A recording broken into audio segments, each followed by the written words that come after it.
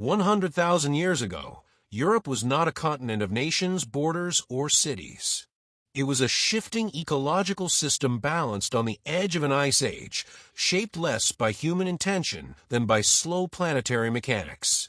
To live in Europe at this time was to exist inside a landscape that was constantly rearranging itself by glaciers, by wind, by animal migration, and by long cycles of cold and relative warmth.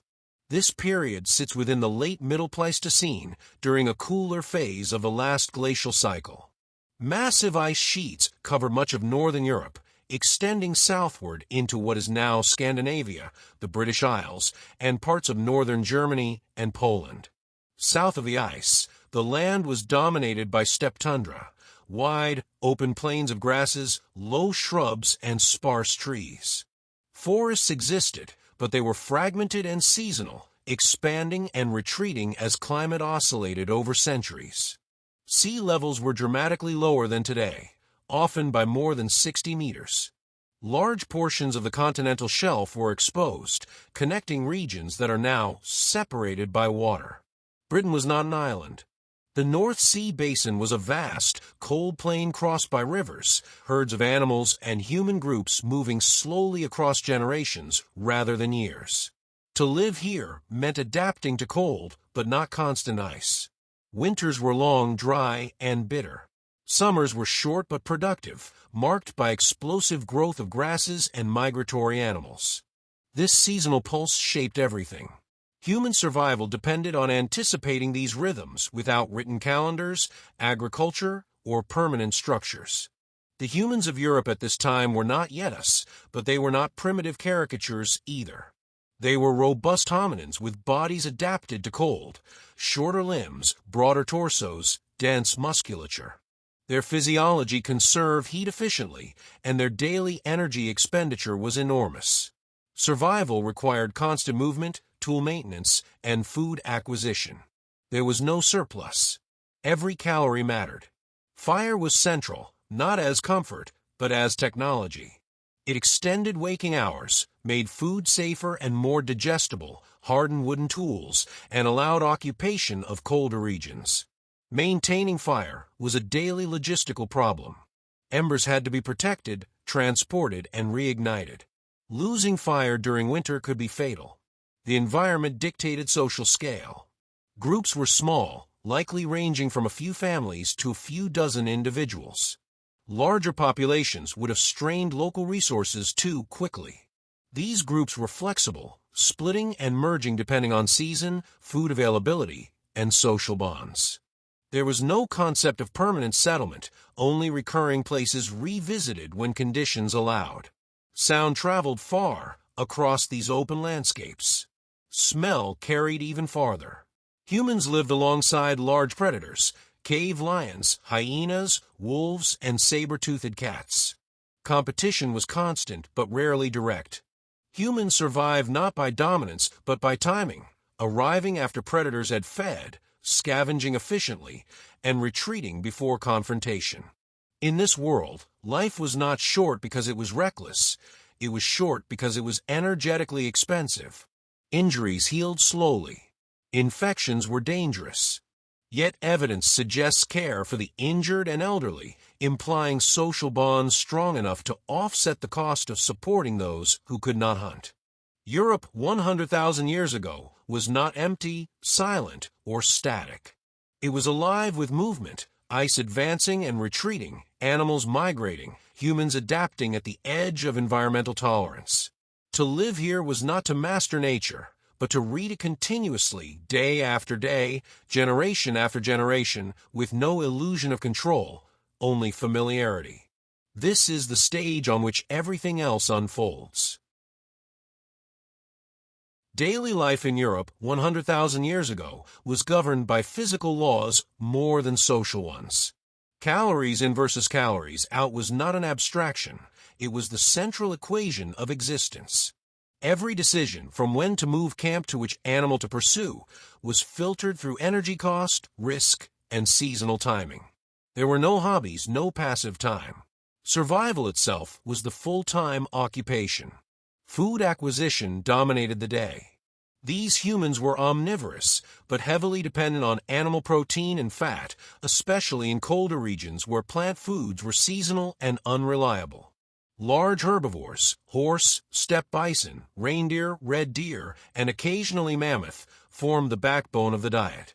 Smaller game, birds, eggs, and fish supplemented this when available, while plant foods such as tubers, seeds, nuts, and berries provided important micronutrients during warmer months. Hunting was not a reckless charge at prey. It was a calculated process built on intimate environmental knowledge. Hunters tracked herds over long distances, reading subtle signs in soil disturbance, dung freshness, and animal behavior. Persistence hunting, slowly exhausting animals over hours, was possible in some climates, but ambush strategies were more energy efficient in cold environments. Natural bottlenecks, river crossings, steep terrain, and seasonal migration routes were exploited repeatedly over generations. Tools were not disposable. Stone tools required planning, transport, and constant maintenance. Flint, chert, and other knappable stones were not evenly distributed across the landscape, so access to quality raw material shaped movement patterns. A hand axe or scraper was not just a tool, it represented hours of labor and skill investment. Retouching edges extended tool life, and broken tools were often recycled into smaller implements. Wood, bone, and sinew tools, largely invisible archaeologically, were equally important. Spears, digging sticks, carrying frames, and fire-handling implements made up the majority of daily technology. These materials decayed, but their presence is inferred from their patterns on stone tools and from hunting efficiency that stone alone could not explain. Cooking transformed diet and biology.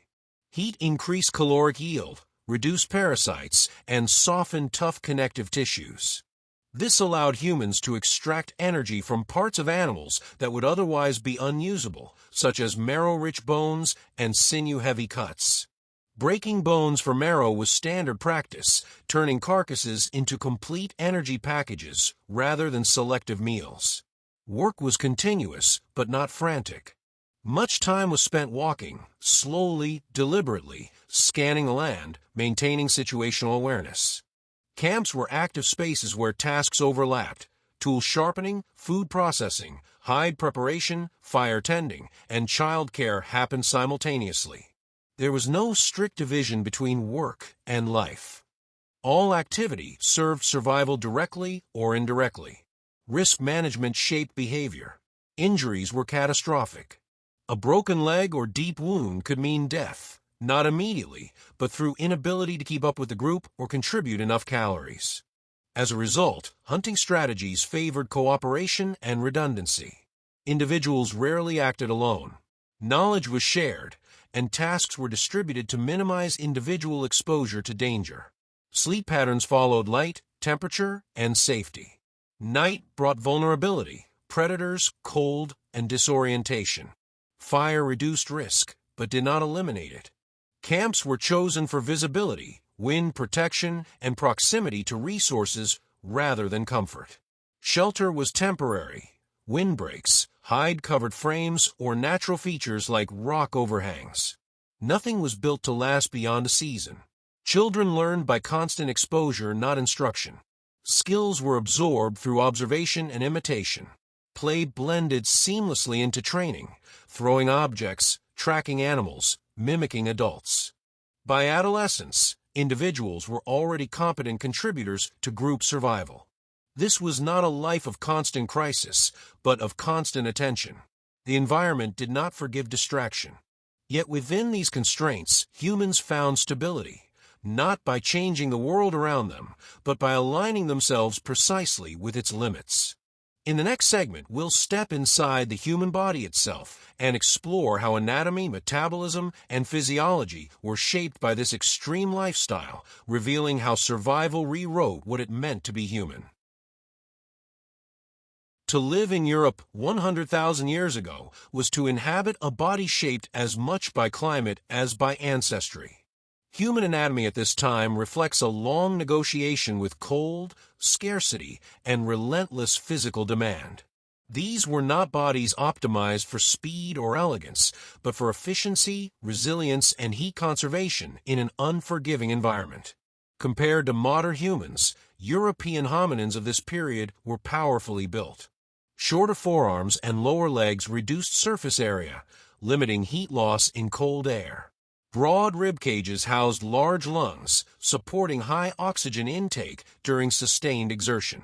Thick cortical bone resisted fracture under repeated mechanical stress from walking long distances, carrying loads, and hunting large animals at close range. Muscle mass was dense and functional rather than bulky. Daily life required endurance more than bursts of speed.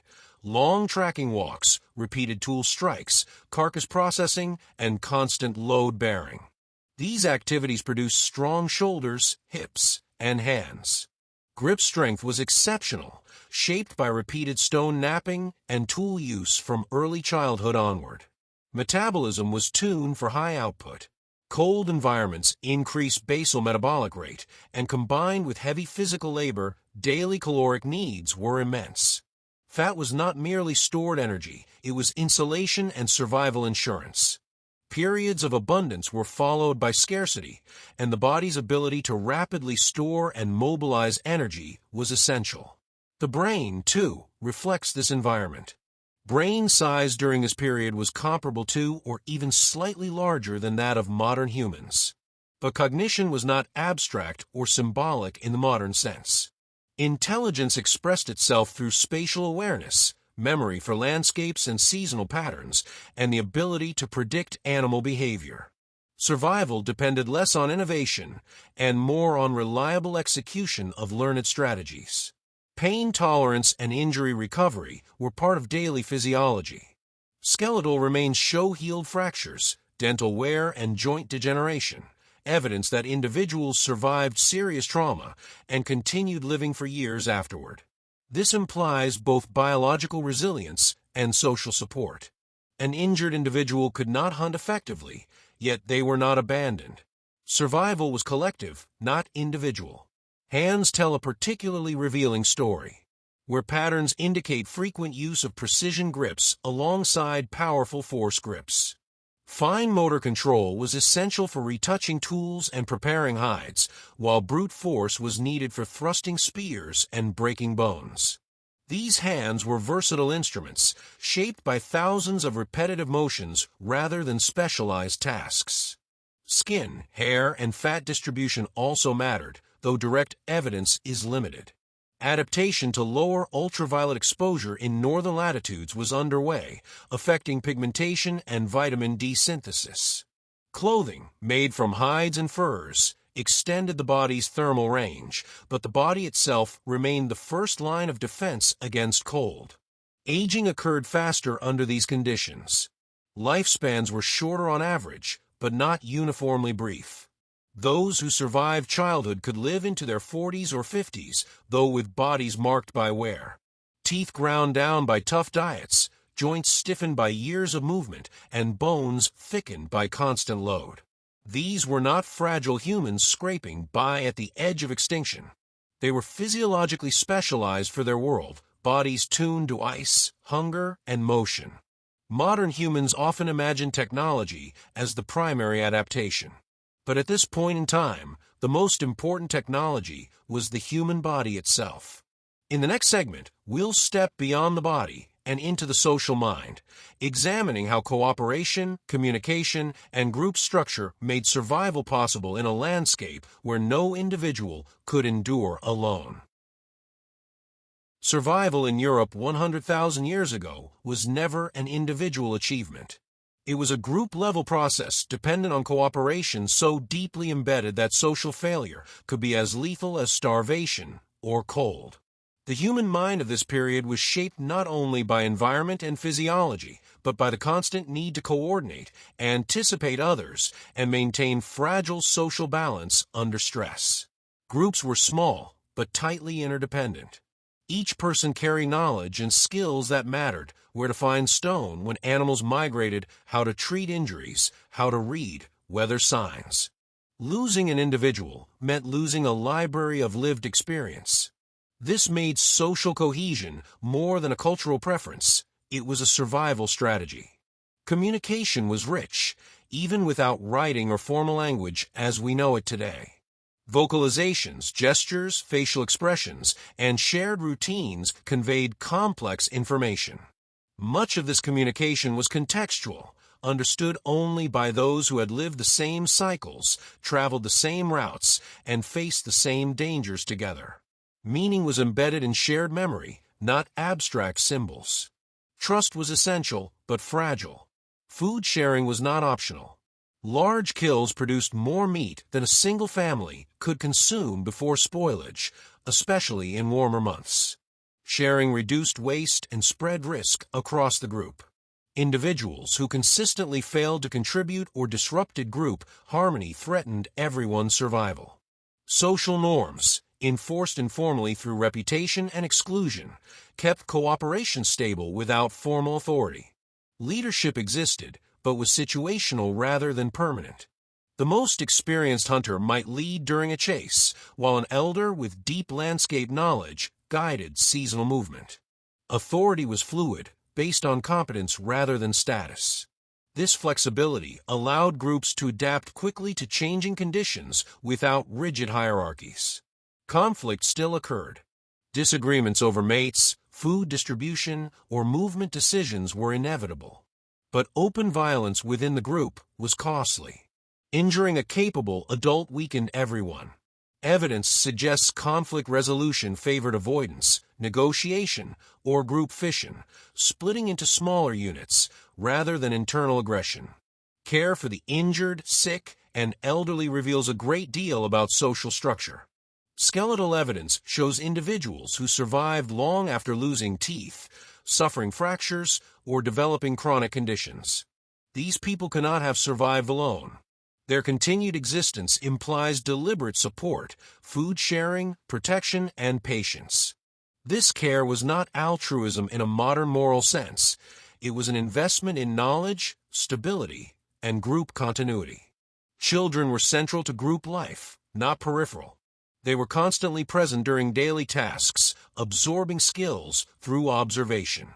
There was no prolonged dependency followed by sudden independence. Instead, responsibility increased gradually. By adolescence, individuals were already embedded in the group's economic and social systems. Emotion played a practical role. Fear sharpened attention. Attachment strengthened cooperation. Grief reinforced bonds by marking loss as meaningful rather than disposable. These emotional responses were not distractions from survival. They were mechanisms that made survival possible in a world without margins for error. The social mind of Europe 100,000 years ago was not oriented toward expansion, accumulation, or progress. It was oriented toward continuity. Keeping the group intact across seasons, across injuries, across generations was the ultimate success. In the next segment, we'll turn outward again and examine the animals of this world, not just as prey, but as co-inhabitants shaping movement, danger, and opportunity across the Ice Age landscape. Europe 100,000 years ago was dominated by animals that no longer exist in their original form. To live in this world was to share space with giants, creatures larger, stronger, and often faster than humans, yet bound by predictable ecological patterns that humans learned to read with precision. The steppe tundra supported enormous herbivores. Mammoths, woolly rhinoceroses, steppe bison, wild horses, giant deer, and reindeer moved across the landscape in vast herds. These animals were engines of the ecosystem. Their grazing maintained open plains, their migration paths shaped vegetation, and their deaths redistributed nutrients across the land. For humans, these animals represented both opportunity and danger. A successful hunt could feed a group for weeks, providing meat, fat, marrow, bone, sinew, and hides. But engaging such prey directly carried extreme risk. Injuries from trampling, goring, or falling during a chase could be fatal days or weeks later. Hunting strategies therefore favored control over confrontation. Humans used terrain as a weapon, driving animals toward riverbanks, soft ground, steep slopes, or natural enclosures where movement was restricted. Spears were heavy, thrusting weapons designed for close-range use, not thrown from a distance. This required coordination, timing, and courage, but it reduced uncertainty compared to long pursuits. Predators were constant companions. Cave lions, wolves, hyenas, and bears competed for the same prey and carcasses. Humans were neither apex predators nor helpless scavengers. They occupied a flexible position, sometimes hunting first, sometimes arriving after other predators had fed. Hyenas, in particular, were dangerous rivals, intelligent, cooperative, and capable of stripping carcasses quickly. Fire shifted this balance. Flames and smoke discouraged predators, allowing humans to claim territory temporarily.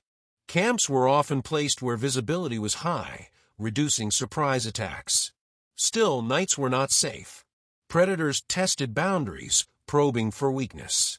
Humans learned to read animal behavior, alarm calls, scent patterns, and movement to anticipate danger before it arrived. Animals also structured human movement indirectly. Seasonal migrations dictated when certain regions could support human groups. Following herds reduced the need to search for food, but increased competition with other predators and human groups. Staying too long in one place risked depleting local resources. Even small animals mattered. Birds, hares, fish, insects, and shellfish, where available, added dietary diversity and resilience. These resources were often gathered by individuals not involved in large-game hunting, balancing group labor and reducing risk concentration. Humans were observers as much as hunters. Knowledge of animal life cycles, mating seasons, calving periods, winter fat accumulation, allowed strategic timing of hunts. Killing animals at their peak nutritional value maximized return while minimizing effort. Importantly, humans did not dominate this ecosystem. They moved within it cautiously, aware that they were one participant among many. Overhunting in one area could lead to starvation the following season. Ecological restraint was not ideological, it was enforced by immediate consequence. To live among these giants was to accept vulnerability as a constant condition. Survival came not from overpowering the natural world, but from understanding it deeply enough to step in at the right moment, then step back again. In the next segment, we'll narrow our focus to tools and technology, not as symbols of progress, but as quiet extensions of human bodies designed to function reliably in a cold, unpredictable world. Technology in Europe 100,000 years ago was not about innovation for its own sake. It was about reliability. Tools were expected to work every time, under cold hands, in poor light, and under physical strain. Failure was not inconvenient, it was dangerous. As a result, technological change was slow, conservative, and deeply practical. Stone tools dominated the archaeological record, but they were only the visible fraction of a much larger toolkit. Carefully shaped stone points, scrapers, and cutting edges were paired with wooden shafts, sinew bindings, and hide wrappings. A stone tool alone was incomplete. Its effectiveness came from how it was mounted, held, and maintained. Stone knapping required forward planning. A usable tool was envisioned before the first strike. This demanded spatial reasoning, motor control, and an understanding of fracture mechanics learned through years of practice. Mistakes could ruin valuable raw material. Skilled knappers were highly valued, not because they were specialists in a modern sense, but because their competence reduced group risk. Toolkits were portable and modular. Individuals carried a small number of versatile tools rather than a wide assortment. Scrapers could process hides, shape wood, or butcher animals. Points could be resharpened repeatedly, changing shape over their lifespan. Broken tools were recycled into smaller implements rather than discarded. Wooden technology, though rarely preserved, was essential. Spears, digging sticks, carrying frames, wedges, and fire-handling tools made daily tasks possible. Spears in particular were sophisticated. Their balance, weight, and tip geometry reflect careful design rather than improvisation. These were weapons built for thrusting into large animals at close range, demanding strength and coordination rather than distance. Clothing was technology. Hides were scraped, softened, and shaped into garments that reduced heat loss and protected skin. Stitching with bone needles may have been limited or absent at this time, but wrapping, tying, and layering were effective. Clothing extended the body's thermal tolerance, allowing occupation of colder regions without constant fire exposure. Fire itself was a managed system. Fuel selection mattered. Different woods burned at different temperatures and durations. Fire had to be controlled to cook food without wasting fuel, to provide light without attracting predators, and to avoid accidental burns. Ash and embers were tools too, used in hide processing and possibly for insect control. Technology was not owned in the modern sense. Tools circulated within the group. Knowledge of how to make and repair them was shared through observation and practice, not formal teaching. Children learned by handling tools early, developing muscle memory long before full responsibility. Innovation occurred, but incrementally. New techniques spread slowly through contact between groups or through gradual experimentation. There was no incentive to radically alter systems that already worked under narrow survival margins. Stability mattered more than novelty. In this world, tools were not separate from a body, they completed it. Stone extended the hand, wood extended the arm, fire extended digestion and vision. Technology was intimate, tactile, and constantly maintained. In the next segment, we'll look beyond tools and bodies to explore movement and territory, how humans navigated vast landscapes without maps, and how space itself became a form of knowledge. Europe 100,000 years ago was not experienced as a fixed place. It was experienced as a network of routes, seasonal corridors, and remembered landmarks. Movement was not random wandering. It was structured, deliberate, and deeply informed by long-term familiarity with the land. Human groups occupied territories that were large by modern standards, often spanning hundreds of square kilometers. These were not owned or bounded in a legal sense, but known through repeated use. Rivers, ridgelines, animal trails, and stone sources formed the skeleton of these territories. Movement followed these features because they reduced uncertainty and energy cost. Navigation relied on memory rather than abstraction. Landmarks were not symbolic, they were functional. A bend in a river meant fish at certain times of year. A particular slope held snow longer and preserved meat. A stand of trees signaled shelter from prevailing winds. Knowledge was encoded in experience, not representation. Seasonal mobility was essential. Winter camps prioritized protection from wind, access to fuel, and proximity to reliable food sources. Summer camps followed migratory herds and expanding plant resources. Returning to the same places year after year built a layered understanding of how conditions changed over time. A valley was not just a place, it was a record of past successes and failures. Long-distance movement occurred through slow diffusion rather than sudden travel. Groups did not migrate in a single lifetime. Instead, territories shifted gradually as climate changed, resources moved, or social ties formed. Over generations, this produced continent-scale movement without intentional exploration. Encounters with other human groups were inevitable but infrequent. When they occurred, they were moments of high uncertainty and high potential value. Information exchange about animal movements, raw material sources, or distant conditions was often more important than conflict. Avoidance was common. Violence was costly and unpredictable. Boundaries were soft. Overlapping use of territories required tacit negotiation, often resolved through timing rather than confrontation. One group might use a river crossing in spring, another in autumn. Such arrangements reduced competition without formal agreements. The landscape itself stored memory. Repeated use left subtle traces, trampled paths, modified kill sites, stone debris from toolmaking. These were not permanent structures, but they marked places of significance. Returning to them reinforced continuity across generations. Movement was also constrained by vulnerability. Traveling with children, elders, and supplies limited speed and flexibility. Routes were chosen to minimize risk rather than maximize distance. Familiarity was safety. To live without maps was not to be lost. It was to carry the map internally, refreshed constantly through movement and observation. The land was not something to be crossed. It was something to be read, remembered, and revisited. In the next segment, we'll step into a quieter but deeper layer of life and examine ritual, meaning, and early symbolic behavior, not as art or religion, but as practical responses to uncertainty, death, and continuity. Europe 100,000 years ago offered no clear explanations for suffering, loss, or survival.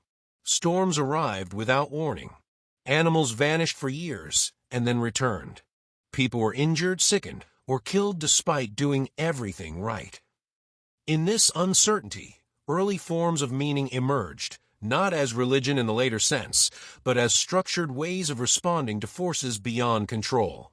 Evidence for symbolic behavior at this time is subtle, fragmentary, and often debated, but it is unmistakably present.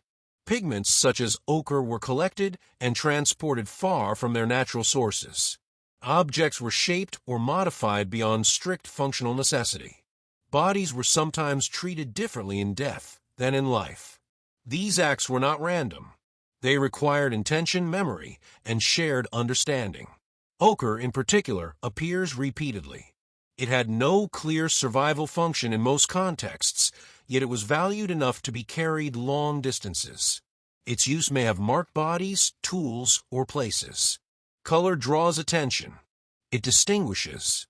In a world dominated by muted earth tones, red stood out sharply. This suggests early acts of marking, of saying this matters. Death forced reflection. Burial practices were inconsistent but significant. Some individuals were placed deliberately in the ground rather than left exposed. This required time, energy, and cooperation, resources that were always scarce. Such actions did not improve survival odds, yet they occurred. This implies that maintaining social continuity, memory, or emotional balance was itself adaptive. These behaviors did not require belief in gods or afterlives. They required something simpler and deeper, the recognition that individuals were more than interchangeable bodies. Treating the dead differently reinforced bonds among the living. It acknowledged loss and stabilized the group after disruption. Ritual, if it existed, was practical rather than ceremonial. Repeated actions performed the same way at the same time or place, reduced anxiety, and reinforced shared expectations. Lighting a fire in a particular order. Returning to a kill site to mark it. Repeating gestures after a successful hunt. These patterns made the unpredictable feel slightly more navigable. Storytelling likely existed, but not as entertainment. Stories would have been compressed, experiential, and tied to place. A tale about a dangerous ravine was also a warning. A remembered hunt encoded strategy. Narrative was a storage system for knowledge and emotion combined. Symbolic behavior did not separate humans from their environment. It tied them more tightly to it. Meaning emerged from repetition, from memory, from shared response to uncertainty. It was not about explaining the world, but about enduring within it. This early symbolic layer did not replace survival mechanics. It ran alongside them, quietly reinforcing cooperation, attention, and resilience. In the next segment, we'll examine health, illness, and vulnerability, how humans cope with disease, injury, and the limits of their bodies in a world without medicine, but not without care. Life in Europe 100,000 years ago was physically demanding, but it was not a constant state of collapse. People were injured, they became ill, and they aged, and crucially, many survived these setbacks. The archaeological record reveals a pattern not of constant replacement, but of endurance under constraint. Injury was common. Falls during hunts, blows from animals, cuts from tools, and stress fractures from long-distance movement all left marks on the skeleton. What stands out is not the frequency of injury, but the frequency of healing. Healed fractures, remodeled bone, and long-term joint degeneration show that individuals often lived years after serious trauma. This survival required time and support. A person with a broken leg or damaged arm could not hunt or travel effectively.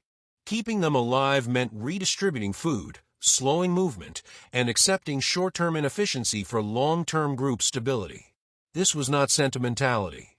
Experienced individuals carried ecological knowledge, social memory, and technical skill that could not be easily replaced. Illness was less visible archaeologically, but just as consequential. Infections, parasites, and nutritional stress were constant threats. Cuts could become fatal without intervention. Yet people clearly practiced forms of care. Evidence suggests wound cleaning, protection, and possibly the use of plant-based treatments. While not medicine in the modern sense, this was applied knowledge built from observation and experimentation over generations. Dental health offers another window into vulnerability. Teeth were heavily worn from tough diets and grit introduced during food processing. Some individuals lost multiple teeth, yet survived long afterward, implying that softer foods were prepared for them, or that they were fed directly. This points to deliberate accommodation of weakness, rather than abandonment. Childhood was the most dangerous phase of life. Infant mortality was high, driven by disease, exposure, and malnutrition. But children who survived early years benefited from intense social investment. Constant proximity to adults provided protection and learning. Care was not episodic, it was embedded in daily activity. Aging brought physical decline, but not social erasure. Older individuals, though less mobile or strong, remained valuable. Their memory of rare events, severe winters, failed migrations, predator behavior, was a strategic asset. In a world without written records, living memory was the archive.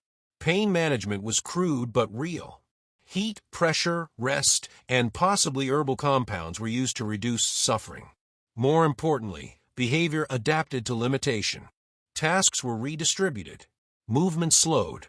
Risk was avoided when possible. Health in this world was not defined by absence of injury or disease. It was defined by resilience, the ability to absorb damage without collapsing as a group. Survival was collective buffering against individual failure. In the final segment, we'll step back and look at the long arc of existence, how living this way shaped humanity's future, and what Europe 100,000 years ago quietly set in motion without anyone realizing it. Europe 100,000 years ago was not a prelude that people living then could perceive. It was not early in any meaningful sense to those inhabiting it. It was simply the present, complete, demanding, and self-contained. And yet, in retrospect, it stands at a threshold that would quietly shape the human future. The way of life practiced at this time represented a peak of adaptation to a harsh world without agriculture, permanent settlements, or complex hierarchies. Humans were finely tuned to seasonal rhythms, ecological limits, and social cooperation. They lived within energy budgets they could not exceed and navigated uncertainty without external systems to buffer failure. This was not an incomplete version of civilization. It was a stable solution to a specific set of planetary conditions. But those conditions were changing. Climate oscillations would intensify. Ice would advance and retreat again. Habitats would fragment, reconnect, and vanish. These shifts placed increasing pressure on human groups to remain flexible, not just in movement, but in behavior and cognition. The ability to remember, adapt, and communicate effectively across generations became more valuable with each climatic swing. Population densities remained low, but connectivity slowly increased. Occasional encounters between groups allowed ideas, genes, and technologies to diffuse. Small improvements, better hafting methods, more effective clothing, refined hunting coordination, accumulated over thousands of years. No single breakthrough mattered. What mattered was continuity. The social structures forged in this world laid the groundwork for everything that followed. Food sharing, care for the vulnerable, flexible leadership, and collective memory were not cultural luxuries. They were survival mechanisms. When environments later allowed higher population density and reduced mobility, these same mechanisms scaled upward into more complex social systems. Symbolic behavior, still quiet and understated at this time, would eventually expand. Marking bodies, places, and objects created a shared layer of meaning that could travel beyond immediate experience. Over tens of thousands of years, this would evolve into art, ritual, myth, and eventually recorded history. But here it existed only as a stabilizer, a way to anchor groups in time when the world itself offered no guarantees.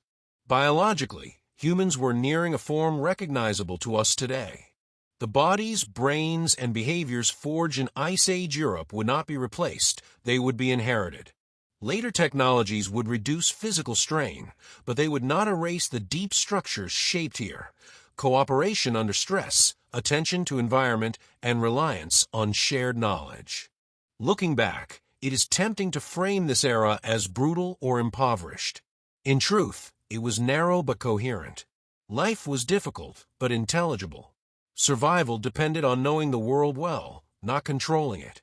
Europe 100,000 years ago did not know it was building the foundation of modern humanity.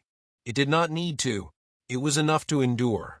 And in enduring, carefully, collectively, and attentively, it set everything else in motion.